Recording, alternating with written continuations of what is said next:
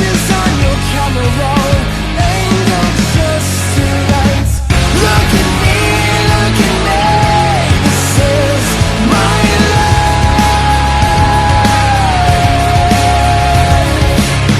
Follow me, this is showtime.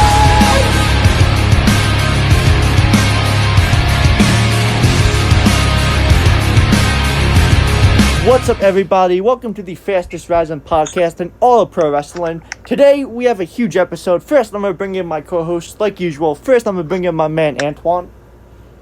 Yo, what's up, everybody? Once again, here we are on another special edition of Tuck Your Chin podcast. My name is Antwan. Of course, as Mike introduced me. Welcome aboard. Yeah. Well, welcome back again, Antwan. Always a pleasure to have you, my friend.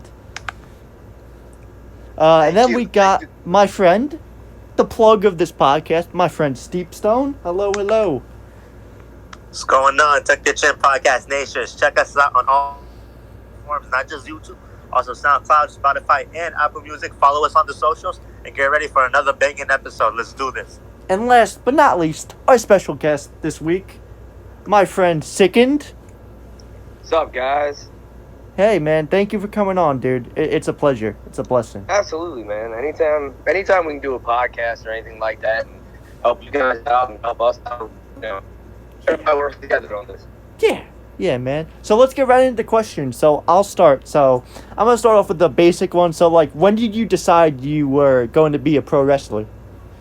Probably when I first started watching wrestling. And I was never into any other sports. I would play sports, but I never worked on TV or anything like that. And I saw wrestling, I was like, oh yeah, that's the shit for me. Okay. That's the way to go. Antwan.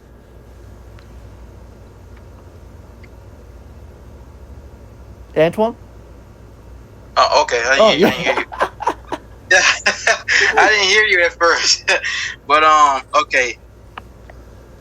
Who did you look up to upon your decision to becoming a wrestler? Some of your Shawn Michaels.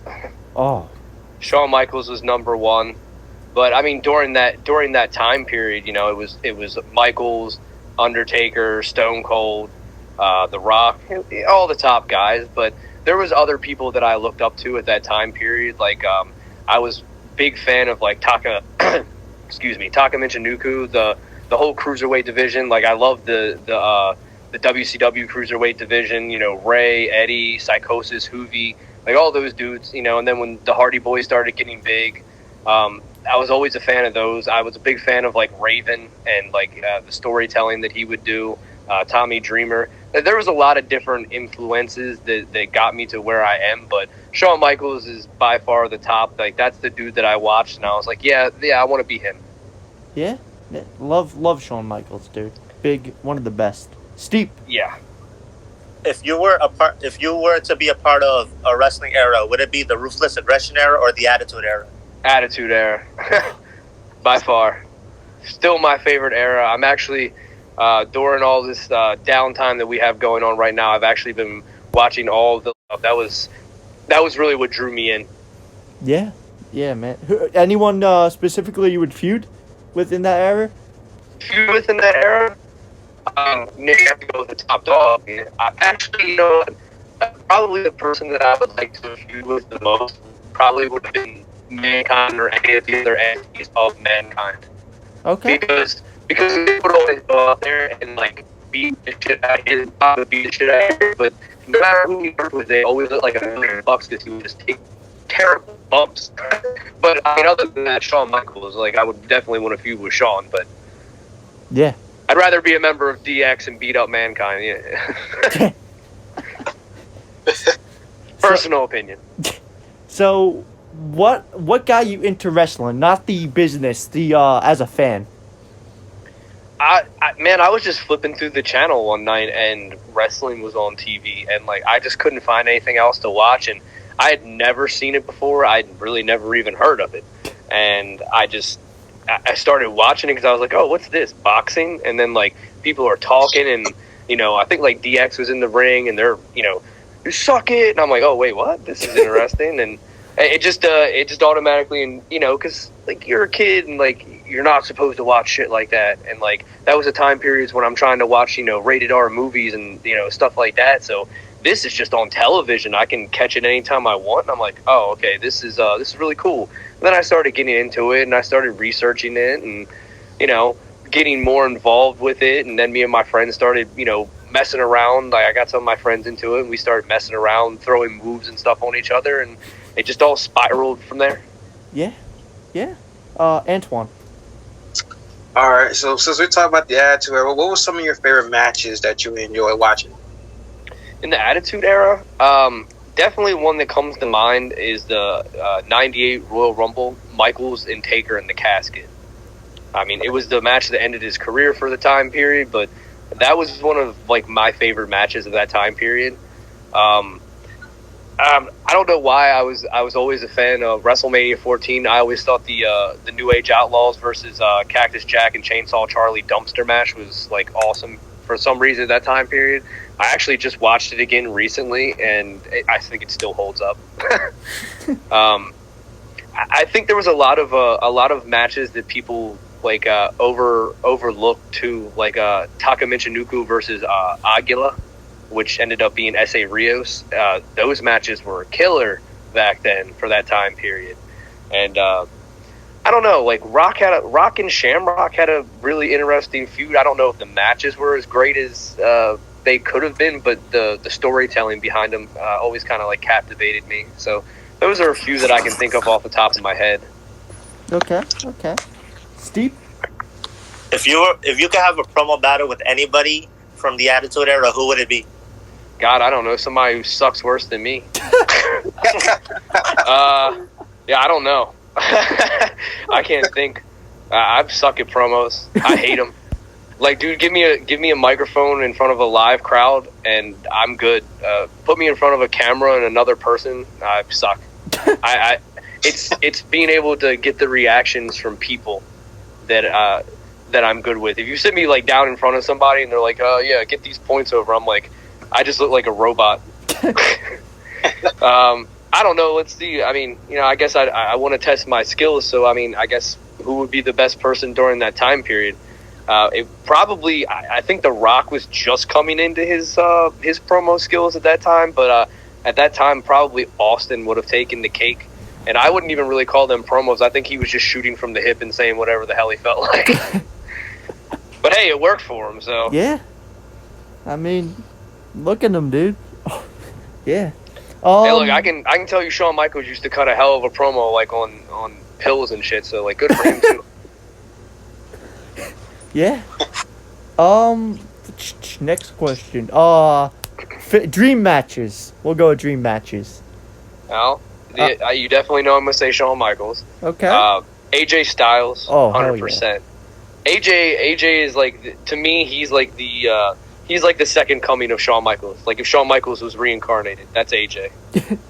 I think AJ's got everything that Shawn did. If we could have got AJ versus Shawn in the prime of both of their careers, we probably would. They'd be talking about that match 100 years from now. But yeah, definitely those two. I would like to do one of those crazy feuds with Raven, like he did with Dreamer, where they would just brawl all over the building and shit. Like that would be a cool one. Jeff Hardy would be another fun one I'd like to work with. Yeah. Okay. I think that's a good 3. How about Orange Cassidy? Orange Cassidy is one of I've got to be in the locker room multiple times with Orange, and he's that's it, man. Like that dude's just awesome. I would love to work a match with him. It'd be I don't even know what to say. Like every time that dude's on TV, I'm like, this guy's got it. And I love the fact that people are like, oh, he doesn't know what he's doing. He doesn't wrestle. I'm like, you don't know. Like, you don't know him like I do. He knows how to do shit. Trust me. He's just. And then when he busted out, everybody's like, whoa. Like, yeah, he's been doing that for years. Someone explained. Eric, another wrestler we interviewed, actually explained the meaning behind his character. I thought he was sloth, but the point is that he pisses you off, and then like he goes full out when he pisses you off.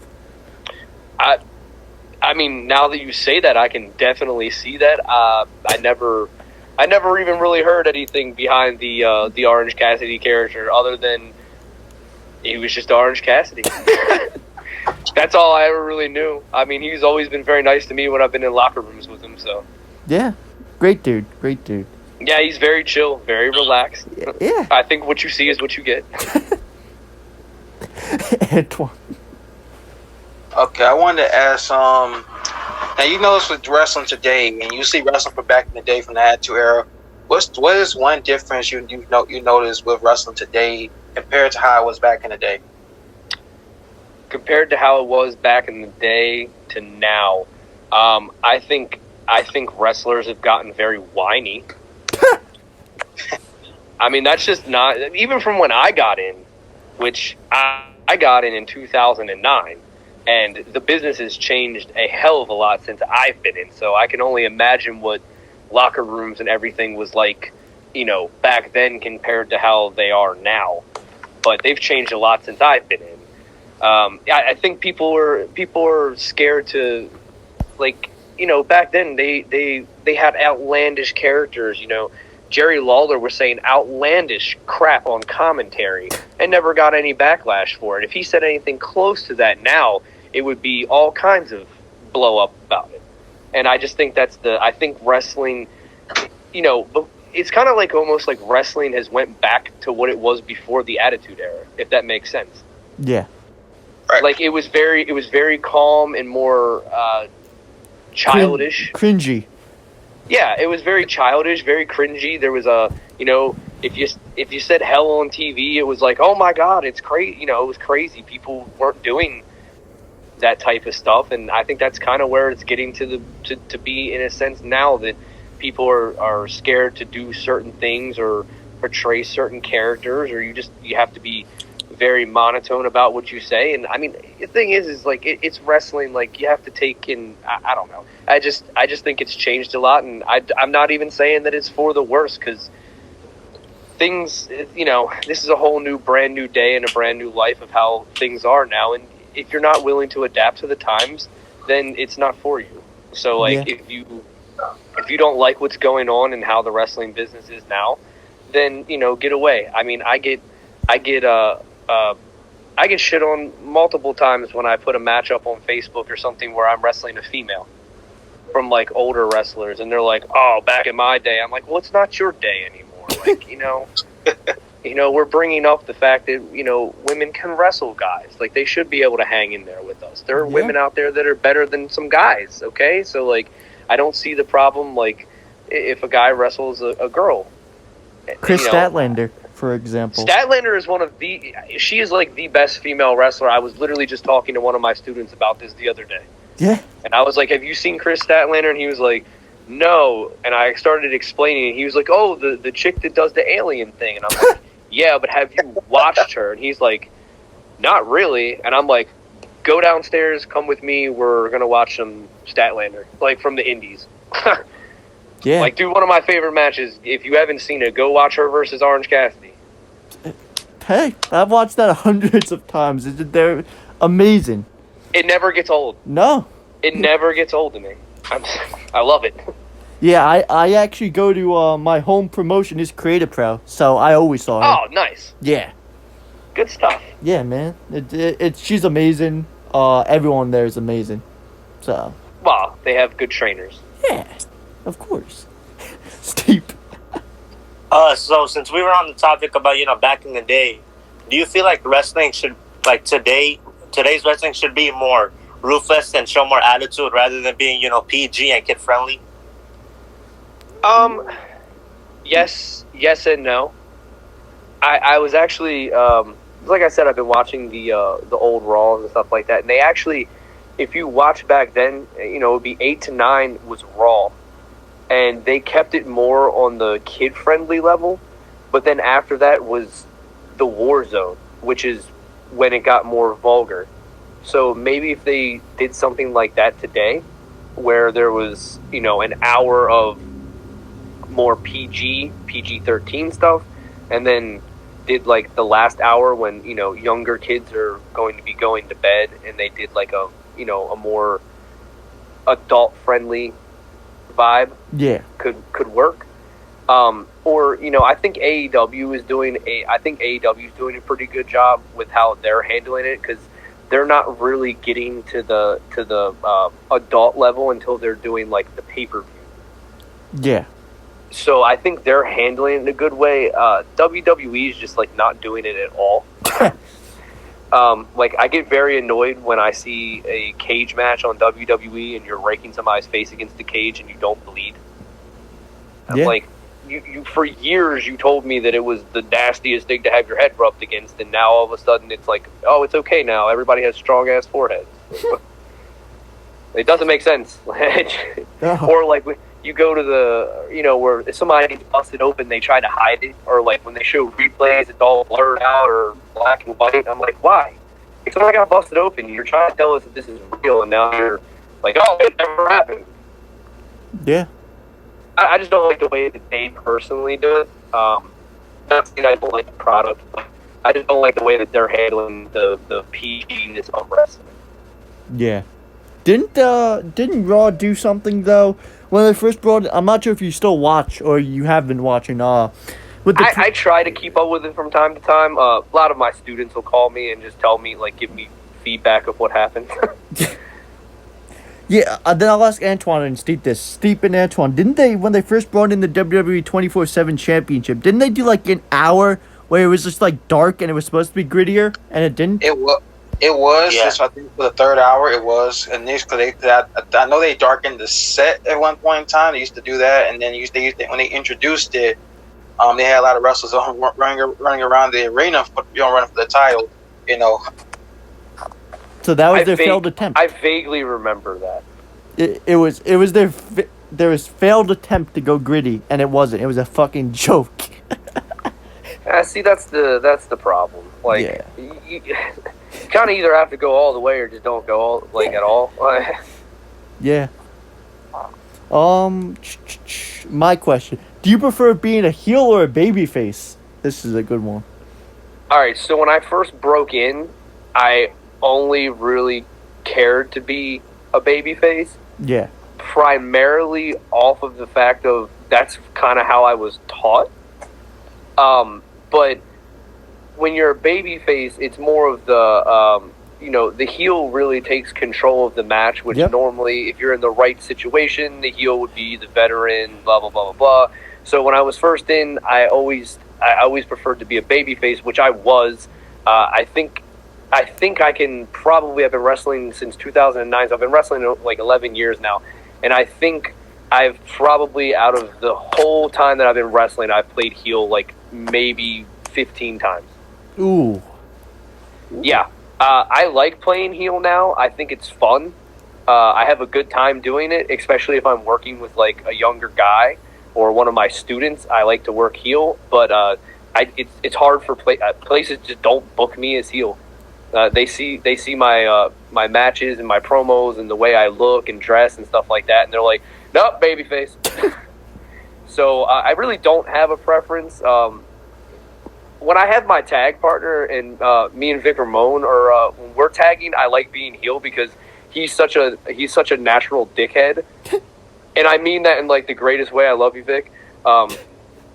He's so great at it that his comebacks are so like snap fast. Like if somebody says something or somebody in the crowd says something, he snaps back so fast that it just makes me laugh, and I feel like we're like Shawn and Triple H out there, like little kids, like laughing at like sophomore jokes and shit.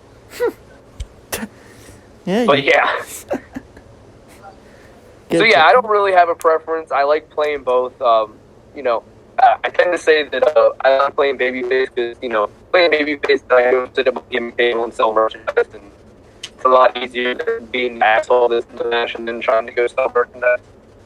Yeah, definitely. So, but when you're a heel and you have a table, or like when someone buys your merch, are you still an asshole about it, or you're just like, hey, thanks, bud?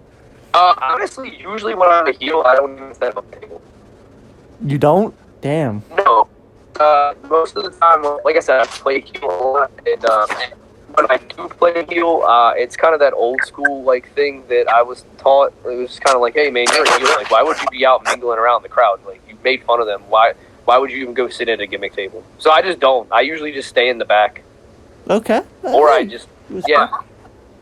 Respect. I mean, to I've that. set up gimmick tables like maybe once or twice. There's been a couple of times where I set up a gimmick table, and then I've like gotten in the back, and they're like, "Hey, by the way, like we're gonna change this. Can you be a heel tonight?" And I'm like, "Yeah." Like my gimmick table started. So yeah, and like I'll have it up. People will still come by. Like I mean, I have a mohawk and all that shit. Like kids come by, and I have masks and stuff on my table, so it's not really hard to sell stuff. And you know, no, I'm not mean. I'm not like overly friendly. Like, yeah, Get thanks. legit. Something like that. I'm not like, hey, come to my table. Like, you know, if somebody comes up and starts like staring at my table, I'm like, are you gonna buy something or not? Like, I'll do like one of those. You gotta say kayfabe a little bit. Yeah.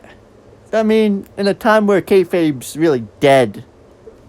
Yeah, it is, but you know, I still feel like I should a little bit. Yeah. The king of kayfabe has got to be MJF. Gotta be. Gotta be. Please. That dude makes little kids cry. It's awesome. And he likes it. Yeah. Hell yeah. I wish heels were like that still, but like the 2020. I know a couple. But the 2020 wrestling fans cry over anything. So. Oh, trust me, I'm aware. Antwan.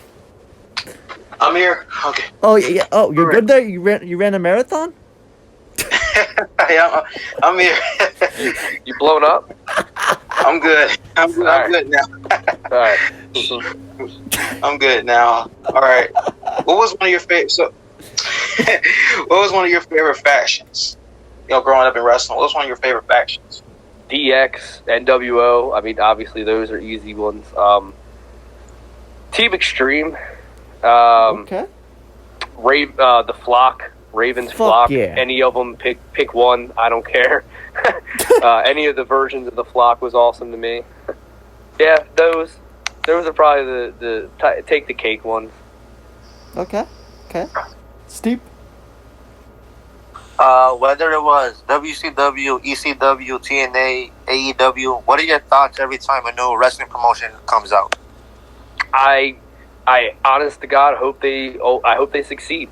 I want more wrestling. A lot of people will be like, "Oh no, more wrestling! Like it's bad for us." I'm like, "It's not bad for us. It's good for us." I'm like, another promotion takes over. That's more indie wrestlers that are going to go away, and then it's going to the smaller indie shows. It's going to give more opportunities to the other guys that were getting the opportunities for those shows. And it's a cycle. But I mean, I love wrestling. I want to be able to turn on the TV and see all kinds of different wrestling. So being able to turn it on and see AEW and turn on NXT and turn on TNA, you know, being able to do that. Like, dude, I used to flip back and forth between Monday Night Raw and Nitro, and then you had Wednesdays, you had Thunder, and then SmackDown on Thursdays, and then back on ECW. But shit, there was nothing going. Yeah. I love that. You know, I loved it. I love AEW. I'm not even gonna lie. I watch AEW over NXT. And then I just go back to the network and watch NXT the next day. That's the way to go. That's what I do. Yeah, I mean, dude, I'm sorry. Like, AEW is the more entertaining product to me right now. There's not a lot of promos. There's not a lot of this. There's wrestling. That's what I want. I don't want the soap opera bullshit. I want the wrestling. I want to see cool shit. Yeah, I want to see. That's what I do. I want to see fucking Orange Cassidy confront Chris Jericho more than seeing Gargano Ciampa for the 20th time in the week. Yeah, like, dude, that's the thing. WWE, I feel like they beat feuds like to death. It's like, dude, leave it alone. I've seen, like, first of all, they wrestled on the Indies like 100 times that I've seen, and then they've wrestled on NXT 100 times. Like, I don't care. Stop.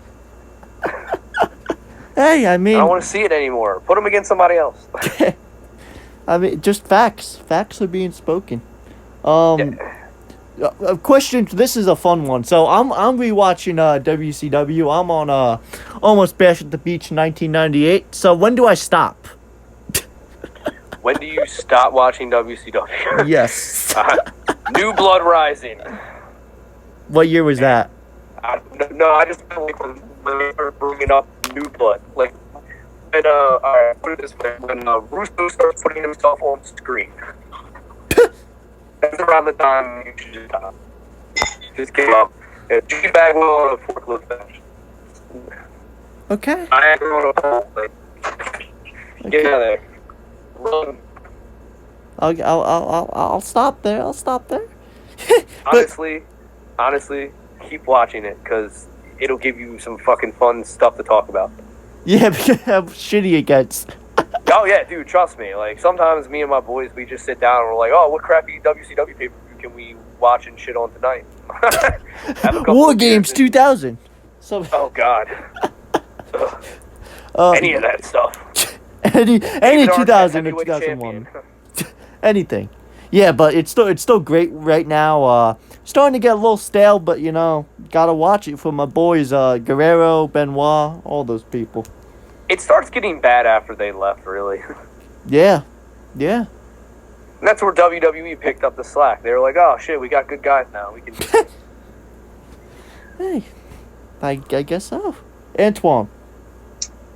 All right. I want to touch on women's wrestling. So, what were some women's wrestlers that some that you watched that was some of your personal favorites? A lot of my personal favorites. I mean, we talking about anything or like specifically like WWE?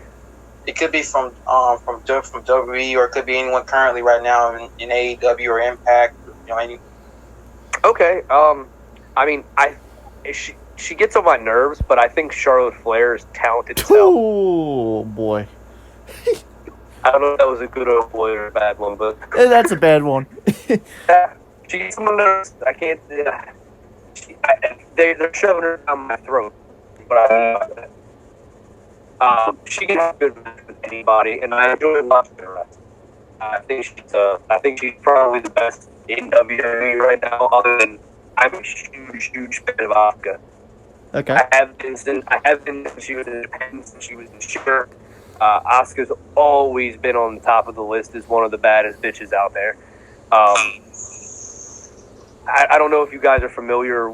This has nothing to do with either of the two big companies right now, but Lufisto, if you're familiar with her, I'll give her a goog. What's that? I'll give it a goog. She's been getting a lot of attention recently through CZW because CZW has started selling their women's matches to porn sites. Oh, sure. So Lufisto is speaking out against it, and she's actually used to be on the indies. She used to actually tag with Asuka. Okay. So she was one of my favorites. She was one of the first ones on the indies that really started doing the like guy versus female intergender matches, and she was really hanging with the guys. So I always enjoyed her work. Victoria. Let's see. Lita, obviously, were always good. I think a lot of people overlooked Ivory back in the day. Okay. I'm trying to think. I really off base with the female division in TNA right now. I haven't really kept up with that. There were some good ones back in the day. Because I mean, Gail Kim was there. Mickie James was there. So they were all very good. Yeah. I actually very much enjoy women's wrestling, and I try to push and promote people to watch more women's wrestling. Yeah. I try to watch it, but I can't watch like Charlotte, Becky, Shotzi I could watch, but I can't watch the women's tag team division. It's just like what? They get slacking on that. Yeah. Mia's very good too. Oh, sure. Yeah. I've known Mia since 2009. We used to work a lot of shows together, and to see how much she's came around, dude, she's incredible. Yeah. Yeah, man. Definitely. But yeah, I think WWE right now has the stronger women's division. Yeah. Over AEW. I don't think AEW's is terrible, but WWE is definitely taking the cake on the women's division right now. Yeah. Steep? Have you ever watched and What? You cut out. Yeah, I was like, yeah, I didn't hear you. Steep, you cut out, my friend.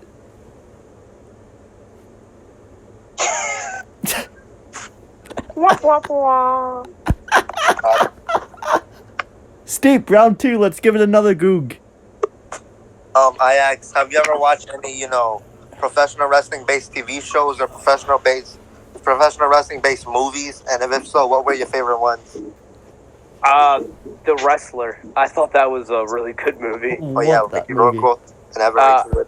I enjoyed The Wrestler a lot. I like a lot of the like documentaries and stuff that WWE does. The one that they're doing on Undertaker right now is awesome. I really enjoying that one. Every once in a while, if there's not something on TV, I don't know why, I get an absolute kick out of watching Miz and Mrs. The Miz is hilarious. I don't know. He was born and raised for reality TV, so that show is hysterical to me. I do enjoy watching that. Yeah. How about I'm Ready to Rumble. Oh God, Ready to Rumble. What a movie! I love to mess with one of my students. It's like his favorite movie of all time. He quotes it. He lives by it. And I just, for the longest time, I just like, dude, I fucking hate that movie. I was like, I'll never watch that movie again. And he's always trying to, like, when he's at my house, he always gets on my Fire Stick and is like trying to put it on. I'm like, if you put it on, I'm gonna break the TV. And like, I let it go on for like a year, and he would always mess with it. And then finally, like one night, I was like, I just put it on, and he was like, "Are we watching Ready to Rumble?" I was like, "Yeah, bro, I don't hate this movie. I love this movie. I just like messing with you." I mean, hey, they have My Own Worst Enemy in there. That's one of the best songs, I think. That movie was great for its time period. I thought it was great. But isn't that what killed WCW too? That movie? Yeah, WCW. There was a lot of WCW people in there. Yeah. No, but I mean, it killed it. Like, that was one of the... Oh, yeah, I mean... yeah, okay, it killed WCW. That part sucked, but... the movie was cool. Yeah, sure. I remember watching, like, that. For some reason, like, that and Beyond the Mat. Oh, I never watched... Is that good? Beyond the Mat, definitely check that out. That was really good. That's very, like, behind the scenes, like they really go behind the scenes. If you remember the Rock Mankind the I Quit match or whatever, when like he didn't say I quit and all that shit happened. Oh. And like he took the like 22 chair shots to the head. Like they go all behind the scenes on that, and like Mick Foley's kids are crying, his wife's crying. Like it was a very emotional like trip, and they went behind the scenes with like Jake the Snake and his drug addiction and stuff like that. It was one of the first like times that they went like behind the scenes in wrestling. Okay. Yeah, definitely check it out. It's a very good movie. I will. I definitely will now. So like, favorite matches you've wrestled so far? Top 5, top 10? I definitely always enjoy wrestling my trainer, Ruckus. We just did one recently, like before this whole pandemic happened. We did like a little like hardcore match down here in Maryland. Was really good. We had another a cage match that was really fun. So anytime I get to work with, I really enjoy. Me and my tag team partner, right, was one get to wrestle the Ugly Duckling twice. Both times we wrestled them was awesome. Shane Strickland, or Isaiah Sports Scott, was one of my top favorites by far. One that gets me just because it was a cool emotional night for my students was we did a tournament, and the tournament ended in a 4-person match, and the 4 people were myself, 2 of my students who was Nick Anarchy and Chris Slade, and then TJ Perkins. Ooh. So that was really cool for us to be able, or for me to be able to have my students in there, TJ. So that was a good one too. And if I had to, I've had a lot of really, really good ones. Probably the person that I've had like one of the most chemistry in the ring with, and we've ran a lot of matches and feuds together, has been my student Michael Zamidio, which is the Mr. I Love Ready to Rumble guy. He's a very he's a Florida State champion for like collegiate wrestling, so he's very based. And with us running a feud, that's not the shit that I do. Like, Shawn Michaels, he's Bret Hart type thing. So like, I never didn't really think that we would match, so I kind of had to teach him my style, and he had to teach me his style in order for us to go out there. But then we had like these banner matches, and then people started seeing them and booking them at other places. So we probably wrestled like 10 states together just off of like one match. Okay. So definitely would have to put over Michael's and Video on that one. Yeah, just his. You should announce him as Mr. Ready to Rumble guy. Yeah, Mr. Ready to Rumble, Michael's Amidio, and his manager, Lars Madison. Okay. So this is a good one. So how did you come up with the name Sicend? Okay, so funny enough, when I first got into the business, for like my first four or 5 years, it was Skull. Skull? That was actually Skull, Skull. That was actually my backyard wrestling name. So when I got in, my trainer Ruckus was just like, I wanted to change my name, and he was like, "Nah, man, that shit's cool. You wear Skull, you're Skull. It's easy." And I'm like, "All right, whatever. Like, I'm not gonna tell my trainer now." Like, he already put it on website and shit like that for the first show I ever worked. So I'm like, "Oh, whatever." So I kind of ran with it. Okay. And where that name came up with, I was actually watching a TV show called Dog Eat Dog. I don't know if anybody remembers that show. It's like a game show. Nah. It's a game show. There was a guy on there who came on, and he was all gothed out, which I wear, trip pants and all black and shit all the time. And he was like, "My name is," and they put it up on the screen. It was spelled SIC-END. Like, his first name was Sick and his last name was N. And I was like, "Oh, that's cool." And this was years before I thought of doing this. And then it just got to the point of where I was like, I feel like I'm growing up and I'm not this Skull kid anymore, and I want to be something else.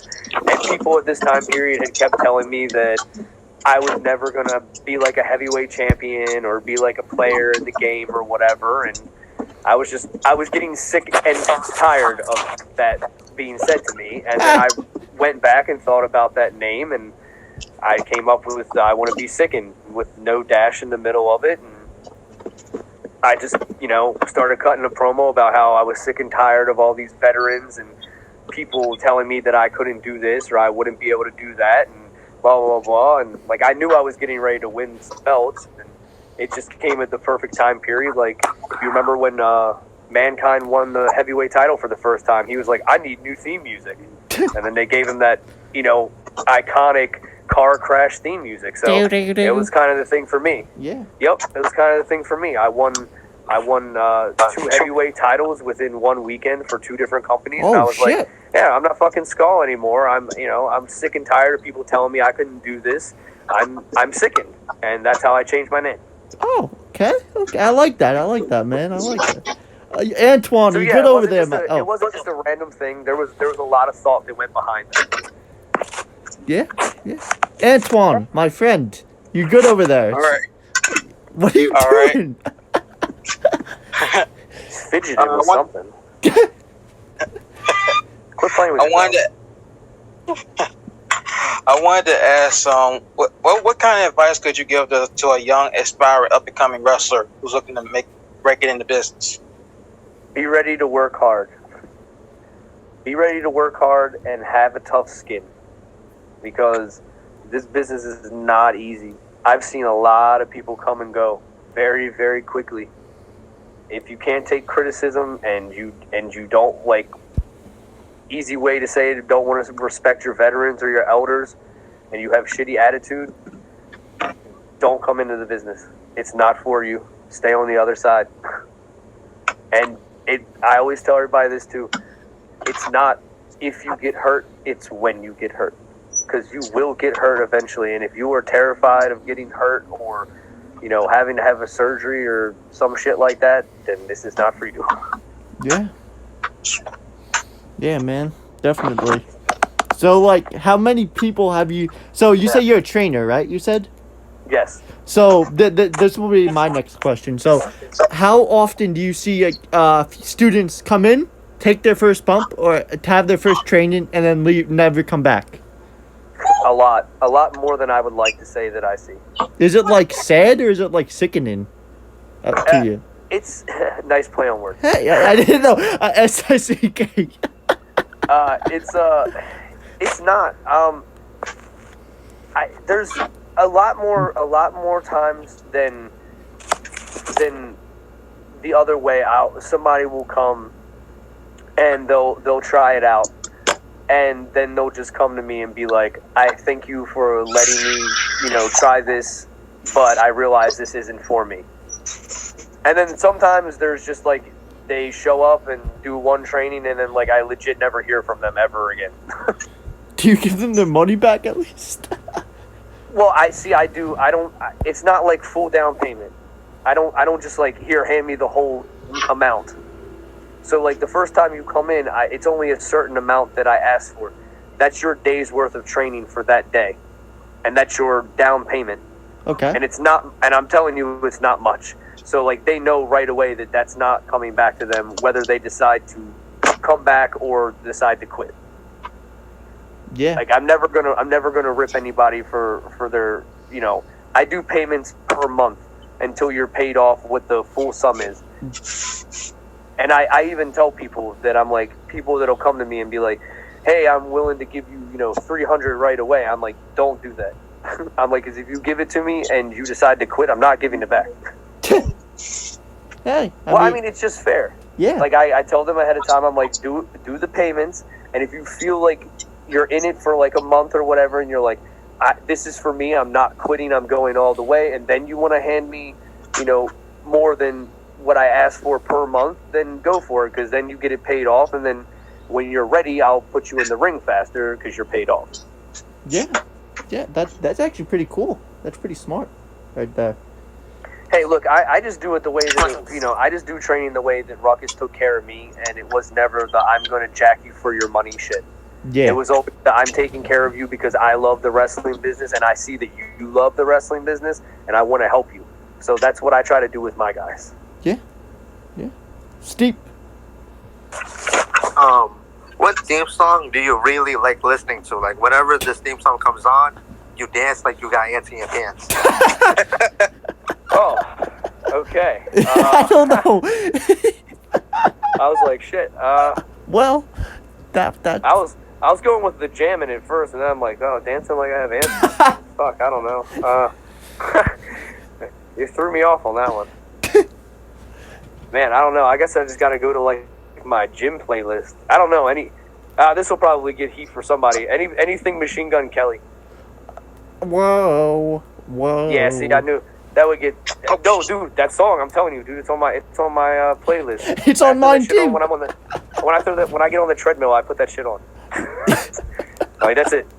Hey, yeah. Give me some Machine Gun Kelly, some like Halsey. Yeah. Youngblood. Okay. Like that's not shit that I listen to like every day. I'm more of like the Mudvayne, like Slipknot. For some reason, yeah. when I'm like for some reason when I'm working out, I'm like, yeah, Machine Gun Kelly. I don't know why. He's like angry or something. What? I don't know. He seems angry, Well, especially when he's yelling about Eminem. I mean, oh my God, he really hates Marshall. but I think the Mudvayne guys telling you to bury him. This Bury is also me. true. Yeah. Look, I'm just mad that Mudvayne split up like years ago, and I never got to see him live. Yo, Mudvayne, Slipknot, and hold up, I'm gonna forget. Mudvayne, man. Slipknot, Static X. That would have been a tour. That would have been a fucking tour right there. They were good too. Yeah, man. Slipknot. I was like Mushroom Pad too. Yeah. For me, my top two bands I need to see before I kick the bucket eventually is Slipknot and Motionless in White. I've seen Slipknot. Dude, I've seen Slipknot and Disturbed together. Oh, wait, they went on tour together? What? Yeah. Wait. I forget what the tour was. Wait, hold up. What? Yeah, I seen. Mike's about to have a heart attack. Yeah, I know. I'm sorry.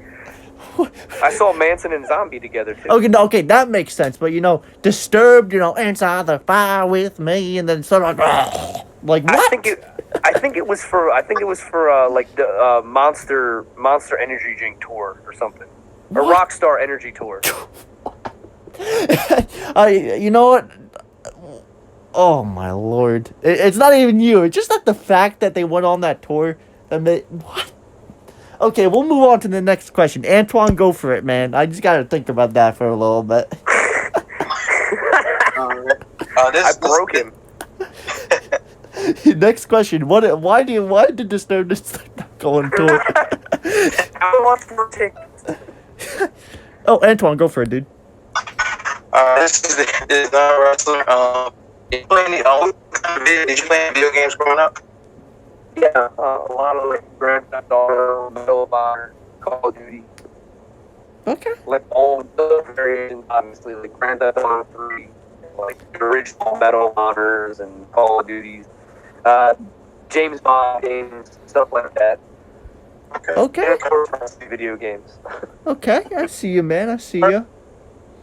Oh. Yeah, I'm more of the person of like the video games that I like to play. It's like I don't play like the Final Fantasies, like where the shit's like not real. Like I like to play something where like I'm like this could happen. Yeah. Tomb Raider was another one that I played a lot too. That one could be out there at points in time though. Yeah, definitely, dude. I'll go. Best advice someone gave you. Best advice that somebody gave me.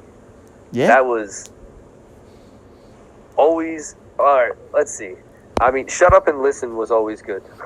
Yeah. Especially when you're first getting in. The other one that was always told to me, and I tell my guys this too, is you will get a bunch of different critiques about like one particular thing.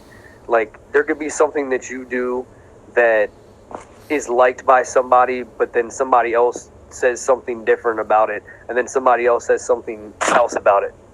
Or maybe it's a move and they tell you to do the move a certain way. And then somebody else tells you a different way to do it. I always tell my guys, say thank you and always appreciate that the dude took time out of his day to even try to help you. But doesn't necessarily mean you have to take his advice. Do what works for you. Yeah. Yeah, man. Definitely. Steep. As a kid, was there ever a time where you were home alone and you were with whether it was a family member or a friend, and you were playing wrestling, and there came a time you always broke something or something in your body? What the fuck are these questions? You just write a bunch of random questions down and like pull them out of a hat. The next one's be like, was there ever a time growing up and you were in the pool with like your family member or something, and you did a power bomb from the ladder into the pool? That too.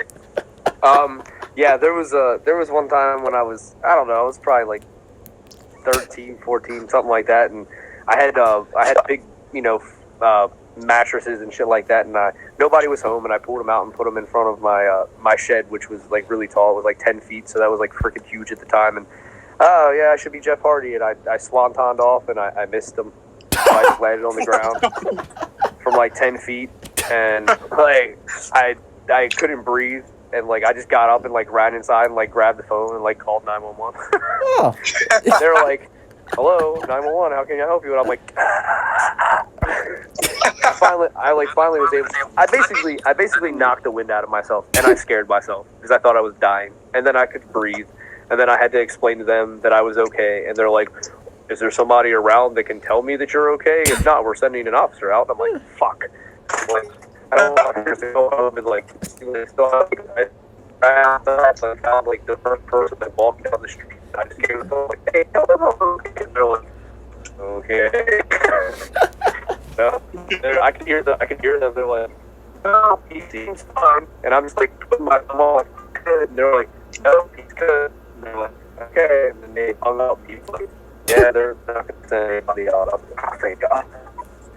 Hey, that's that. I got one more, and then Antwan and Steve, you guys can take it away with however more you got. So, for me, when you first started training back in, who knows, did you have a plan B? It would have been 2009 when I started training. I was 19. Oh, okay. I was fresh out of high school. Okay. And I trained for 3 months before I had my first match. Oh shit! You got it right away. Then. Yeah. I caught on really quick, and Ruckus, there was other people that were training with me. He actually trained me at my house because I have my own ring. So he trained me at my house, and a couple of my friends were training with me at the time. And Ruckus knew, he saw that I caught on, so he would run the spots and the drills with me to show them, and then have me run them with him.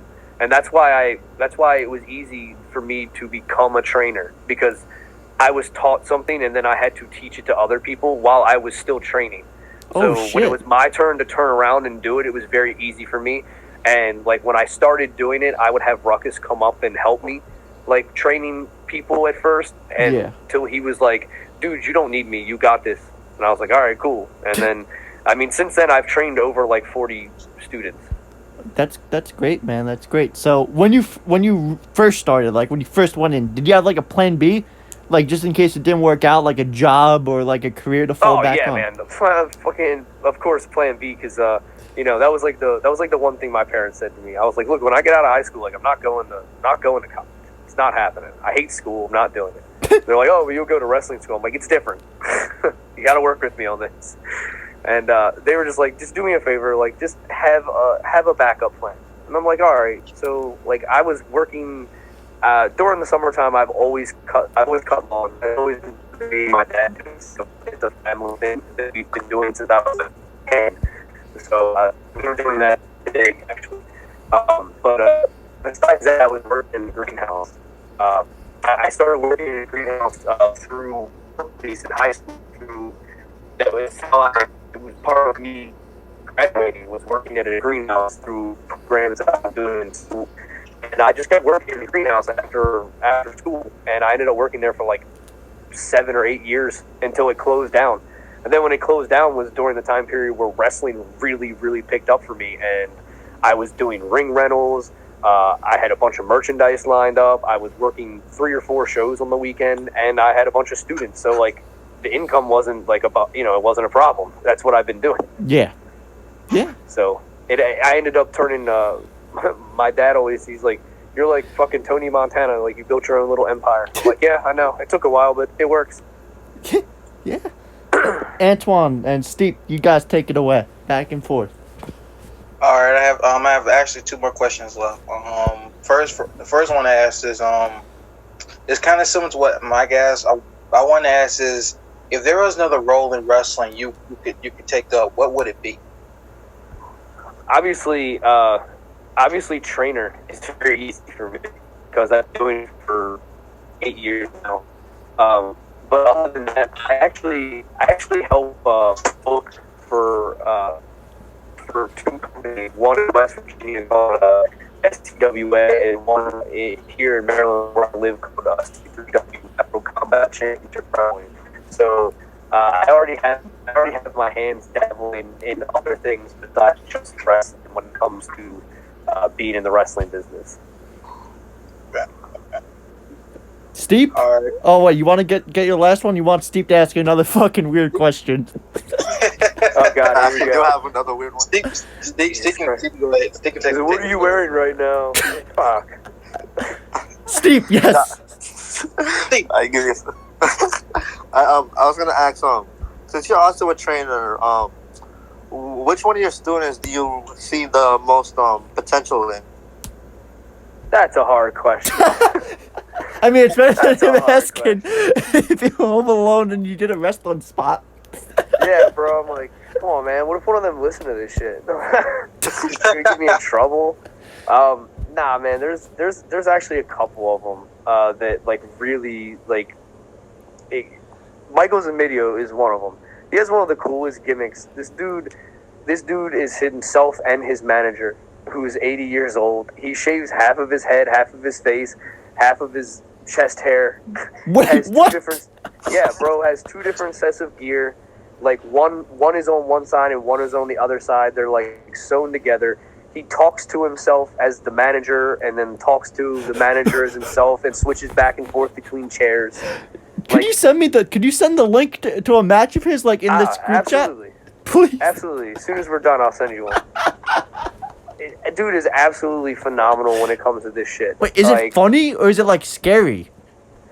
Dude, it depends on how you want to take it. Like, there's people that find it like weird and like creepy, and then there's other people that find it hilarious because he yells at himself and says like really stupid shit. Like he calls himself like a jacknut and like freelance looking asshole. Like it's hysterical. But like when the dude gets in the ring and starts wrestling, you're like you forget that he was talking to himself. You're like, oh shit, this dude knows what he's doing. He's really good at it. But like he put a lot of time and effort into that character, so he's really good. My boy, I don't know, are you guys, I got one of my students, like, it's my only student that really came to me and was like, yo, I want to get into death matches. And I was like, okay, man. And Baltimore Beast, Mason Martin, like, he's really getting into the death match scene. He's working a lot down at H2O with Matt Tremont and all them guys. So, like, he's living his best life doing the death matches. Vic Ramone, he's my tag partner. He's hurt right now, but, like, he's got it when it comes to the ring too. I've never seen dude, like I said, rattle off promos like him before. I love all my students and I want to put them all over. Like dude, like Chris Slade, K.A. Robinson, these dudes. Another one that came in. I got a student that came that has only been training for a little bit, probably like 2 months or 3 months before he had his first match. This dude named Ben Bishop. Like, dude is 7 foot tall. Like we went to a show that Kane was at, and he's taller than Kane. Like what? Yeah, bro, he's amazing. Like, have any of you guys ever seen Big Trouble in Little China? Maybe. Kurt Russell. All right, this dude, he bases his whole gimmick off of this guy. So like, he calls his car like the Meat Pop Express, and like it's crazy. Like, you just gotta check these dudes out. Like, I love all my students, and they all individually have something to offer this business, and I'm watching them grow each and every day and watching them go out there on their own. So I'm just proud. Like, it's hard. It's like a dad watching their kid go off to school for the first time, watching these dudes go to shows and then call me and like, or have the promoters call me and be like, hey, your kids are good. I want them back. Stuff like that always makes me really happy to see that my dudes are going out there and busting their ass and succeeding, like, and they're very set on what they want to do and how they want to do it, and I give them all the leadway. I'm just told them, like, I just give you a platform. It's what you do with it is what you do, and you guys they're out there killing it right now. Like my boy Showtime, Jeremy Grimes, and Studio 22. Chris Andino, Black Privilege are out there all murdering it and doing the tag thing right now. So, that was cool to see. Like, I actually had some tag teams come out of training, not some singles workers. One of my students, she trained me for a little bit, and she's a part of the Rise City movement. She left and actually went and trained at Beth Rollins School, and she just came back early February. So that was cool for her to be able to go out and do that stuff and graduate from that school. Okay. Yeah, that's cool, man. That's cool. Antwan. All right, this is my last question. I got one more after you. Oh, Steve, God. oh boy. Another weird one. Go for it, Antwan. All right. This is another non-wrestling. Particularly with cartoons. You watch any cartoons growing up? What? Hey. Yeah, man. Back in the day, bro, it was all about Rugrats and Rocket Power. Those are two of my shows right there. I love those shows. But then growing up, like, you had to get into like Simpsons, King of the Hill, South Park, Family Guy, American Dad.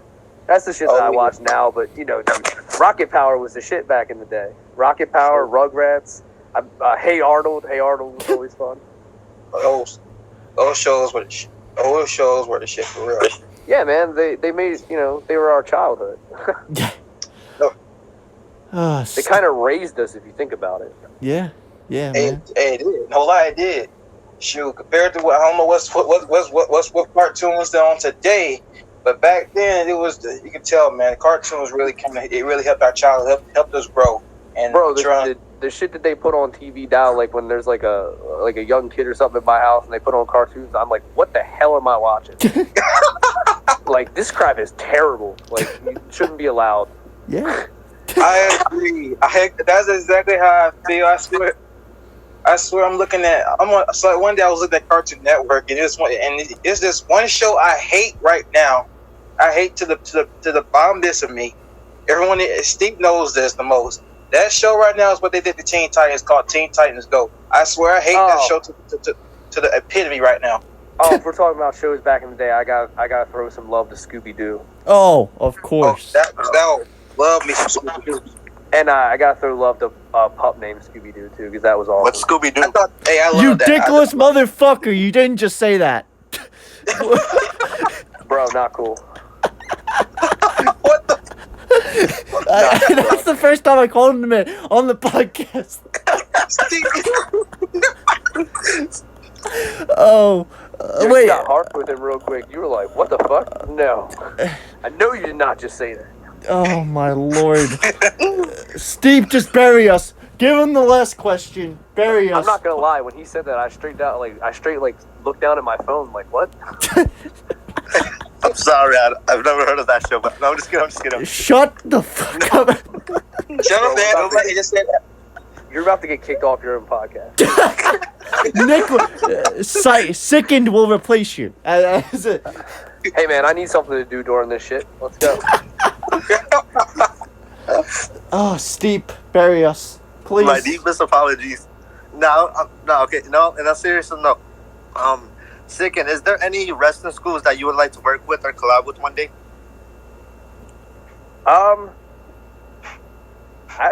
Man, I haven't really thought about that. There's people that I would like to work with. There's actually one that's close to me, and a couple of my students live near it. It's called WDWA. It's World Domination Wrestling Alliance. I actually work for the company. The owner, LT, is a good friend of mine. He's been in the business for a really long time, and he just opened a wrestling school like late last year. And it's only like an hour and a half away from me, and a couple of my students live actually closer to him, and they still travel down to me, but they'll go to his place during the week and work with his greener guys, and he lets them work with them. So I feel like that's a mutual respect coming from that sense that we kind of work together on that. And some of his students, I used to work with, if you guys are familiar with Crazy Shay at all. No, probably not. I'm guessing that means no. I know Crazy Steve. No, not Crazy Steve. I would like to work Crazy Steve. That has nothing to do with what we were talking about, but I've wanted to wrestle him in a match for like a while now that you like said his name. But I've worked with a couple of wrestling schools where I've went in and done like training days with them. I've worked with Asylum Pro. I've worked with EWA down here in Maryland. So like I've worked with a couple, and I've had a couple come to me. During my training, I've had like Axel Rotten when Axel was still alive, Hack Myers. I had Sozio from CZW, Black G's from CZW, Greg Excellence from CZW up here. So I've we've gotten to work around a lot. Once this pandemic is over, I actually have Mark and Jay Briscoe are coming up to work around with my guys. That's awesome. Briscoe Bucks. Actually, that was probably when I would like to go down and hang out with Briscoe at their place. Those are my buddies. Those are my drinking buddies. Okay. I see you. So, this is the part on the podcast. This is called the Tuck Your Chin Turnover. So this is the part where we let the guests ask us questions. So, if you got any questions, especially for Steep, go for it. Oh yeah. You not know what Scooby Doo is. First question. I Answer don't it. even know what Mario is. Oh Jesus! Shut the fuck up. All right, no. Here, I got a serious question, and this is one question, but it's for each one of you to answer. Okay. When you're putting together a podcast, how do you come up with your questions that you asked your guests? Antwan, go for it. All right, so, to be honest, it honestly comes to my head.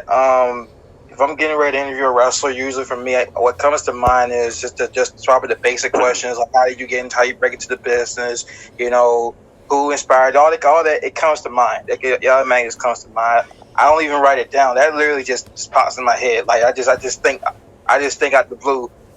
You know, So you are an on the fly type guy. pretty much. I like it. Steep. I personally always want to go last. Just like to hear what everyone else is saying and match the flow. What the- What the fuck? So for me, sometimes what I'll do is I usually I write down a few things on my little notes on my phone and then I transfer it to my iPad. So sometimes I do it. Sometimes I'll look at a few matches. I'll study the character, see what ask a few questions, and yeah. But I was looking at a little bit of your matches before. I saw a picture of you and Tyra Valkyrie. That was pretty cool. So Yeah, that actually happened. That was in Ohio. oh, We ended up doing like a 8-person tag, and okay. Ricky, not Johnny Mondo, but the Ricky Mondo. Oh, that guy. Yeah, he was on the other team. So he was on the team that we wrestled against, and then the 3 other guys that were on the other team actually spoke no English. Wait. So how did you call spots? Did they just understand suplex and stuff like that? Taya, she speaks fluent Oh Spanish. yeah. So I went to I just started talking to Taya, and we just kind of like hit it off, became like friends. So I started talking to her, and then when it came down to it, she was calling the match for everybody because she could speak English and Spanish. Oh, So yeah. when I wanted to do something, I would just tell her, and then she would explain it to them, and then they would just like nod their head, and then when we got in the ring, it was just all off of feel. Wait, so But yeah, like, she- so like, you didn't even call spots like while you were wrestling because they just didn't No. understand you. No, we just did everything off of feel. Oh, okay. Yeah. So like it was definitely one of the first times I ever had to do something like that. So that was it was interesting. Yeah. We had no mess ups in the match. It was actually really good. What's his name? I just said his name. The other the Ricky Mundo. Ricky. Yeah, what's his name? It was like Ricky Suarez or Suarez, I think. I just call him Johnny Mundo ripoff. Yeah, he was very cool. Yeah, he saw me and my tag partner's tag finish, and he's like, "Yo, we're stealing that shit. You'll see it on Lucha Underground," like just ribbing me. And I was like, no, seriously, don't, please." But yeah, it was very nice. Like she thanked us all when we got in the back and told us that we did a really good job and everything. So that was fun. Yeah. That was one of the like really random times that like we had no idea what we were doing, and we drove 6 hours to Ohio just for a show, and they're like, "Oh yeah, you're gonna be in there with the Lucha Underground guys and all the dudes from Puerto Rico," and then we're like, "Oh, cool, what the fuck?" So that was interesting. Then another time I went to the show where like I was just randomly like standing outside like smoking a cigarette. They're like, "Hey, Dad, go right out to the room, take a big photo." I'm like, "What?" And they're like, "Hey, get ready, like somebody was supposed to make the stage." I'm like, "Well, nobody told me," and they're like, "Well, go out there." I'm like, "Okay." That was fun. I randomly tagged with Axel and Duggan too. That was cool. Yes. Ho. Yeah, there's some random times where these things happen. I don't understand. Like, like I was, like my second year in the business, I was supposed to be working a match against this my friend named TJ Sykes, and he couldn't make it to the show. And then I turned around and they had me penciled in to wrestle Adam Cole, and I'm like, what the fuck? I'm like, not bitching about this. Like, But like, I just don't know what the fuck is going on. yeah, like it's usually the things with like names that happens to me. Like I Yeah. like never see it coming, and then all of a sudden it's like, oh yeah.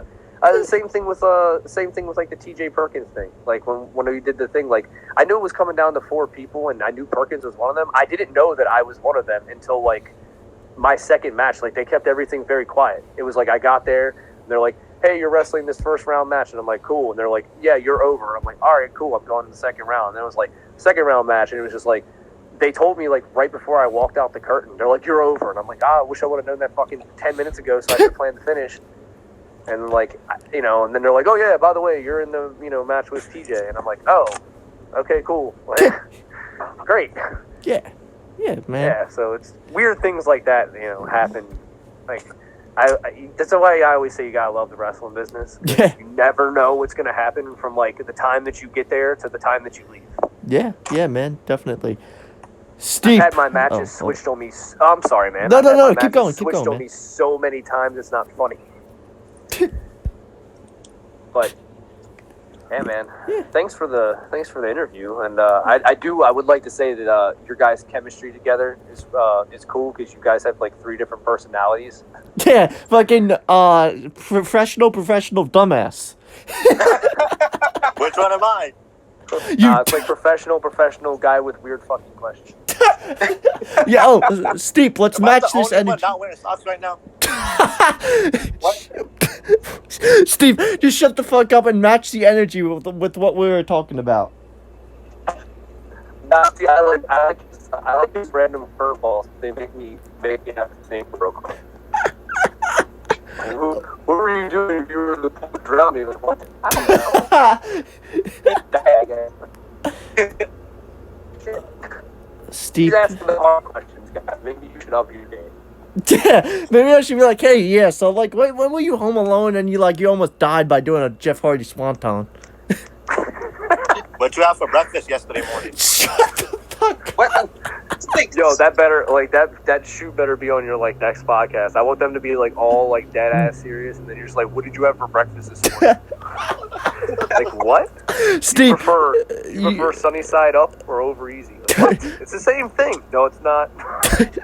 Steve, please from now on just do the stupid questions. Like if we're just in an interview, just be like, yeah, milk or cereal first. I do bowl last. Okay, has anyone ever showered with your clothes on? Wait, is that the same thing as jumping in the pool? Like, I'm confused. Man, my birth certificate is an apology letter from the condom manufacturer. This dude, when his podcast career goes down the toilet, is just gonna end up being a comedian. Stand up. Yeah, you're gonna get over. Oh, yes, Steve, would you like to answer how you do your questions? I already did. I just matched your flow. Bro, your flow is not matched to theirs. No. Just because you said your weird question with a certain tone does not match theirs. I think he meant not your tone needs to match theirs. Like your question should match. Oh, yeah. Yeah, so I don't know my right to left. You got to work with me here. Look, man, I worked with you. We got through it. It was all good. Yes. I think we cleaned it up. yes. So this is let's just go to the outro. So, Mr. Sicend, so you could plug your Instagram, Facebook, whatever, Tinder, the MySpace, whatever. Add me on Tinder. Just go for it, man. Oh yeah. You guys can find me on Facebook under Nick Sicend Taylor. Instagram, you can find me. It's Sicend _ RCMW. I have a Twitter. You can try to hit me up. I'm not going to answer you because Twitter sucks. You can find us. You can find my YouTube by looking up Riot City's Most Wanted. Subscribe. Check out our videos. There's like 200 videos on there. Enjoy or not enjoy. I really don't care. It's up to you guys. Thank you guys for having me, and let's do this again sometime. Absolutely, man. Hey, do you watch Takeover, WWE or AEW a lot or no? I do. I catch them. I try to catch them as much as I can. Hey, you know what? If we're in quarantine, how does maybe you coming off with July, whatever the pay-per-view in July is, predictions episode? Yeah, sure. Oh, look at That's that. great. We just made a friend. Yeah. We would love to have you, man. You're amazing. Dude, I had a blast doing this, man. You guys are a fun bunch of podcasters, and I would definitely love to do this again. Yeah, man. Antwan, hit us with your outro. All right, well, thanks for joining us, everybody. Thanks for joining us once again. This was another special edition, and must I say, it was one that will be remembered for a very long time. So you can follow me at the True Ant1 on Instagram, and you can also follow me on Twitter at I forgot for a minute my Twitter. Forgot his Twitter. Vietnam Gamer 2. So what? But give us a like and subscribe, and also follow these amazing guys here, including our special guest, Sicend. So until the next time, always tuck your chin. Hey, that's plug time. Plug guy, let's do this, Steep. You know what time All it right, is. you know what it is. The Tuck Your Chin podcast, the fastest rising podcast in all professional wrestling. Because we are the only podcast that matters, no matter what anybody says. Follow us on Instagram at Tuck Your Chin podcast, on Twitter at Your Talk All Show. Check out our special guest at Sicend_RCMW. Look him up. Follow Antwan at the True Ant1. Also follow our wonderful host, the admin. Mike.Shift. And follow his spam account at MikeShift.spam. And guys, play this podcast wherever you are. Whether you're jumping off a plane, skydiving, whether you're scuba diving, whether you're in the shower, whether you're having sex, whether you're at the gym, just listen to the podcast. Oh, how about like jumping off of like your shed, doing a swanton? Yes. Yeah, then I'll have to hang it up so I can call and make sure my back's alright. That's all you got, Steep? Yeah, man. You know what it is. We're also on Spotify, SoundCloud, not just YouTube, but follow us on all our major platforms. We're everywhere now. We're taking over. Yeah, that's that. Also Apple Music. Yeah, Apple. Oh my, Apple. Apple Podcast. My bad. Why'd I say Apple Music? Well, everybody, thank you for watching this amazing episode. I don't know what this episode became, but we just saw Steep be steep. If you guys did enjoy, please hit that like button, subscribe, comment, post notifications so you never miss an upload. Follow me, as Steep said, on whatever, Antwan on whatever, Steep on whatever, and Mr. Sicend on Instagram, Twitter, Facebook, MySpace, Tinder, whatever.